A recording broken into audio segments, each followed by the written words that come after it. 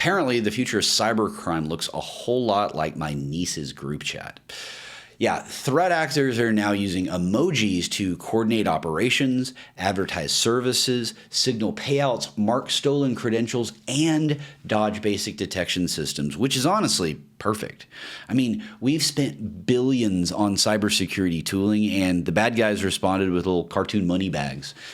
Yeah, researchers say this isn't random internet nonsense. In underground channels, emojis act like shorthand. A key emoji could mean credentials. A money bag could mean profit or successful fraud. A robot could mean bots, automation, or something like malware tooling. Toolbox, obviously, like rootkits and things like other services for sale. Everybody in the channel knows the code and the filters. Well, maybe not always. That's the problem. A lot of monitoring still depends on text matching, keyword rules, and language models trained to read words like normal adults. But threat actors are laying meaning on top of symbols, slang, multilingual chatter, and platform-specific context. So now defenders have to explain to management that yes, the breach discussion may actually be hiding behind a lock emoji, a stack of cash, and what looks like a completely harmless nonsense post. The lesson here is simple, okay? If your threat intel pipeline ignores emojis, congratulations. You may be blind to an entire layer of adversary communication that you're completely unaware of. Yeah, cybercrime has become hieroglyphics with better branding. Moving on to our next story. Latin America, man, fraud is so bad. It is really becoming a problem. New data from financial institutions across the region show scam attempts jumped 155% in 2025.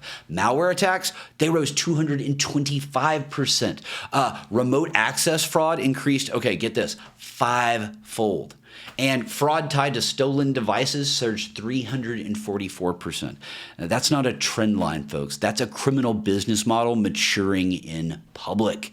Yeah, what's happening is, well, pretty straightforward.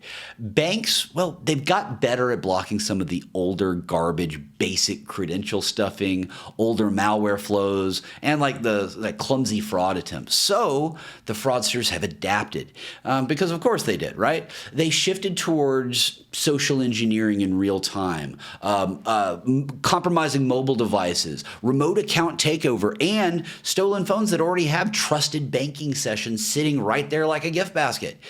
Yeah, the region is seeing, well, more fraud move through mobile channels, including banking apps and mobile browsers. Yeah, Latin America is basically a hotspot for financially motivated cybercrime, mobile malware phishing, WhatsApp-linked financial targeting, and all sorts of other nasty stuff. And this is the part that nobody likes to say out loud. Consumers are now the soft underbelly, okay? Attackers don't need to break the bank if they can just manipulate the customer, hijack the device, and then transfer the money before the fraud team finishes its coffee. Yeah, mobile-first finance is convenient. It's also beautifully efficient as an attack surface, especially when maturity is really kind of lagging adoption in that region. Yeah, convenience is always going to win, right up until your phone becomes part of the portable crime scene. All right, let's move on to our last story of the day. Nothing says healthy software ecosystem quite like waking up and discovering Microsoft silently bricked your release pipeline. Yeah, multiple major open source projects, WireGuard, VeraCrypt, WinDescribe, MemTest86 all got their developer accounts suspended, which meant they suddenly couldn't sign drivers or ship Windows updates. Not because they were malicious, not because they got popped, but because of Microsoft's account verification process turning into a bureaucratic landmine. Yeah, Microsoft says this was part of a mandatory Windows hardware program verification for partners who hadn't completed account checks since April 2024. Fine. Verification for driver signing, Yeah, that makes sense. Drivers are sensitive. Nobody wants random clowns pushing kernel level code. But here's the stupid part. Developers behind security tools said they got little or no effective warning, no support path, and no quick human escalation when their accounts were frozen. One developer said that if there had been a critical vulnerability during the lockout, users could have been exposed while the appeal process had to drag out.